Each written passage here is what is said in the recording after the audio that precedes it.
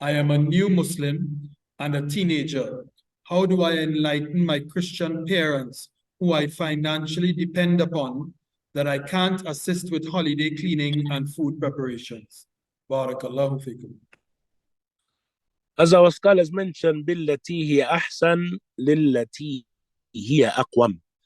That one advises بِالَّتِي هِيَ أَحْسَنُ, with that which is better and in a manner that is better, and لِلَّتِي هِيَ أَقْوَمُ. He advises with that which is more upright and correct. That is to say, that the affair of participating in the holiday and cleaning and food preparation because of the festivity may not be understood by some of the non-Muslims. That is to say, they may possibly consider that one is extreme, or that the lengths that you have gone to are unnecessary. But if one explains, if he or she explains to them something of that which we've previously mentioned, if they are believers in God at least, and one explains to them something of what we have previously mentioned, that this is a festivity and this is a season that we have the celebration of the birth of our Lord and Creator.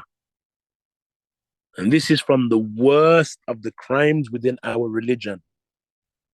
Our religion is based upon Tawheed and fighting against its opposite, Shirk. And that is the religion of all of the prophets and the messengers throughout time. And so this festivity looks at celebrating the most abhorrent thing that can be attributed to our Lord and Creator. And so anyone who is rational will understand and accept that that is a fair observation, and that is something that I can respect.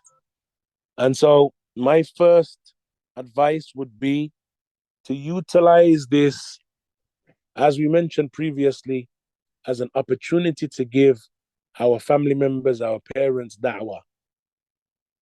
And I am sure that you will find that if you explain some of these affairs to them, that this affair revolves around believing and celebrating that God was born, or the belief that God was born, and celebrating the belief that God needs a son, and that son is a part of Allah and a part of the Creator, and celebrating the belief that he died upon the cross. Similarly, that our Lord and Creator, the sustainer of the heavens and the earth, Dhul Jalali wal Ikram, the one who is filled with magnanimity and tremendousness and grandeur, the exalted one, that he would die on a cross and have a thorn, or a crown of thorns placed upon his head,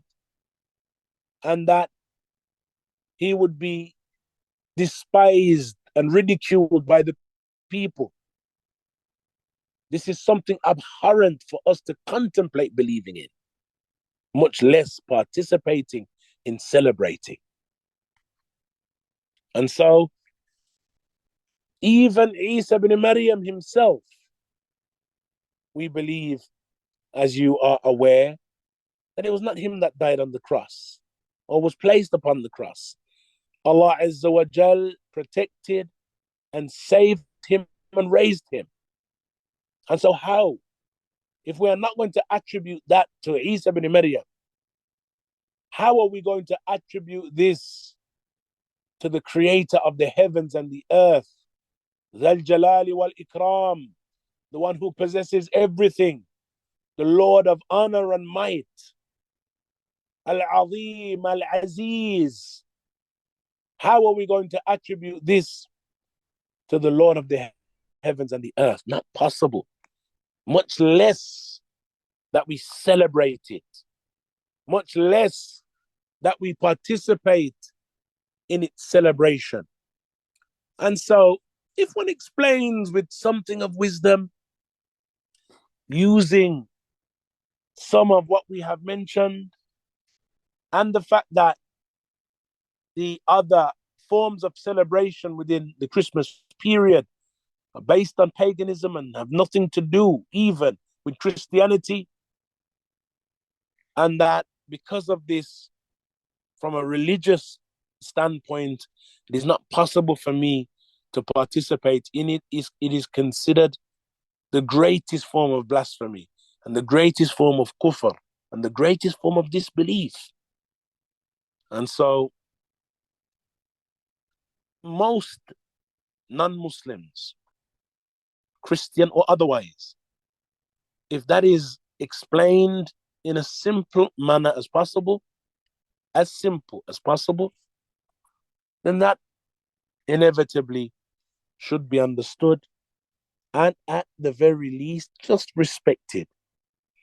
That we're going to continue celebrating Christmas, but at least I can respect why you don't. At least that I can understand why you don't participate. Most rational, fair, balanced, just non-Muslims, if they hear this argument, then they will accept at the very least and understand why you don't participate and why you do not enjoy this practice and this celebration.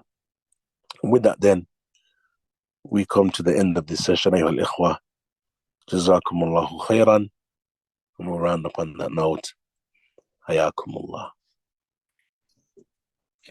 جزاكم الله خيرا شيخنا، كانت مفيدة جدا وبارك فيك وجعل في ميزان حسناتكم. آمين آمين آمين، وأنتم كذلك، جزاكم الله خير. الله يوفقنا وإياكم. سبحانك اللهم وبحمدك، أشهد أن لا إله إلا أنت، أستغفرك وأتوب إليك. السلام عليكم ورحمة الله وبركاته. ورحمة الله وبركاته.